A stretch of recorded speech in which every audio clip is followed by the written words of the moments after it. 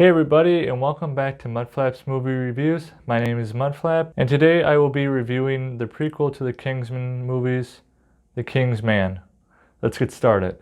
The King's Man is directed by Matthew Vaughn. The Kingsman stars Ralph Fiennes, Gemma Arterton, Harris Dickinson, Rhys Ifans, and Djimon Hounsou. So this movie takes place in the early 1900s. We start out where Ralph Fiennes' character, the Duke of Oxford, and he and his wife and kid are visiting a concentration camp in South Africa at the end of the Boer War, which took place from 1899 until 1902, and they work with the Red Cross, so they're there delivering medical supplies and anything else that the people in the concentration camp need.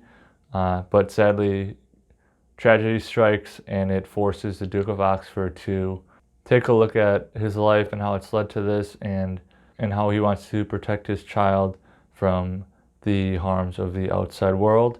So then we fast forward 12 years to the beginning of World War I, and the rest of the movie takes place during 1914 to 1916. So this movie focuses on the Duke of Oxford and a secret spy organization he has. We're at the beginning of World War I, and England is trying to get Russia to join their side on the Allied side instead of the Axis. A lot of this is historical. There are a lot of historical characters. Duke of Oxford is real. The Tsar of Russia. We have Rasputin put in there. But of course it's all spun in a fictitious way as well. That there are some stuff that didn't actually happen. But you know, that's just the director's choice. So throughout the movie, it's a lot of influencing people to join you for the cause, you know, for the right thing. And then spies are just everywhere on all sides, trying to gather all intel that they can to overthrow the English government. Specifically, the spy organization that Rasputin is part of is led by an unknown man named the Shepherd. And they each identify themselves with a ring that they put on, and it symbolizes their character. It's a animal on a ring, and it symbolizes, you know, their character. And Rasputin was the main bad guy for a while, focusing on him, and he's portrayed by Rhys Ifans, who is a phenomenal actor. I didn't even recognize him. They did a great job making him look like Rasputin. And a little fun fact about Rasputin, he may have been a mystical guy and a healer and everything, but he actually was a peasant. So it's quite amazing that he gained enough standing and popularity that he was able to be right alongside of the Tsar of Russia and influence him in every way. So he was the big obstacle in the way. Rasputin didn't want the Tsar to be a part of the war, and England needed Russia to help them out. So Rasputin was the big obstacle in the way, and of course we got to see Rasputin in all of his glory, all of his mystical ways, and Rhys did a great job. Just a really haunting character, really. He's a creepy guy. If you're familiar with who Rasputin is at all, his reputation definitely precedes him. So yeah, for the most part, this movie was pretty good.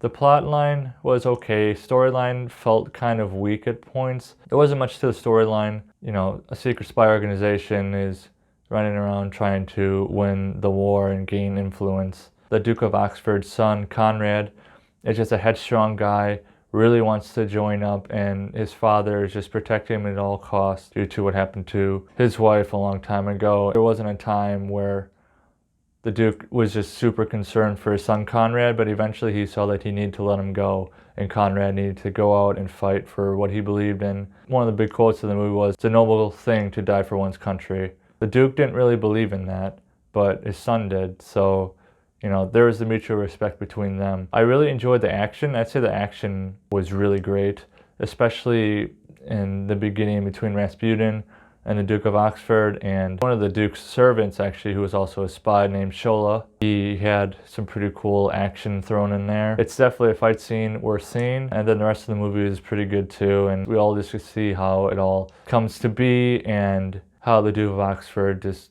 goes out and faces his fear. He doesn't really be involved as much as he used to be back in the day, just because of all the trauma he's seen, and he just doesn't have a lot of energy anymore to do it. But He saw that it was necessary and that without him and his spy organization, the Shepherds group would take over and Russia would pull out of the war and England would lose. So the pros of this movie, like I said, I really like Matthew Vaughn's directing style. He chooses interesting camera work as well. Fight scenes specifically, there was a sword fight and the camera was like at the viewpoint of the sword, you know, and we got to see all this really, really close-up action. It's like from the sword's point of view. It's really cool. And then we got to see all the cool dance action, fight scenes, some over-the-top stuff.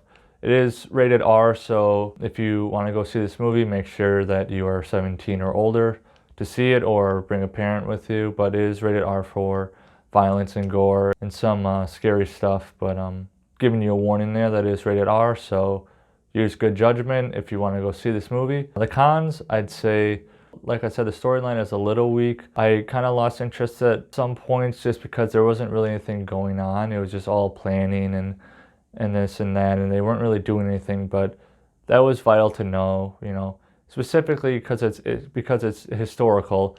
People need to know who's on what side, because it gets really complex real fast with all the spies and sides, and you don't know who's on what side and all the strategies. So it is necessary. I just wish the storyline was a little stronger.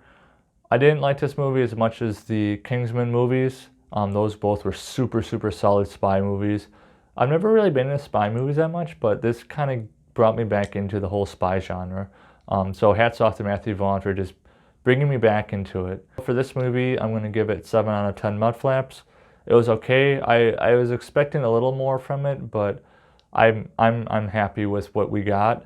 If you would like to see this movie, I would recommend it. It's still at select theaters, but I would recommend you either going to a $5 Tuesday or going to a budget theater. At this point in the game, it's not worth paying, you know, 13 bucks. It's been out for a couple months. I had been meaning to go see it in the theaters, but I was busy doing other reviews and I just never got to see it. So I'm glad that it was available on HBO Max. It's also available on Hulu. If you don't want to go out to the theaters and just watch it from the comfort of your own home, it is available to stream on HBO Max and Hulu. Drop it in the comments below. What's your favorite spy movie and why? As always, if you like this video, give it a thumbs up. Hit that subscribe button, ring that bell, and I'll see you next time.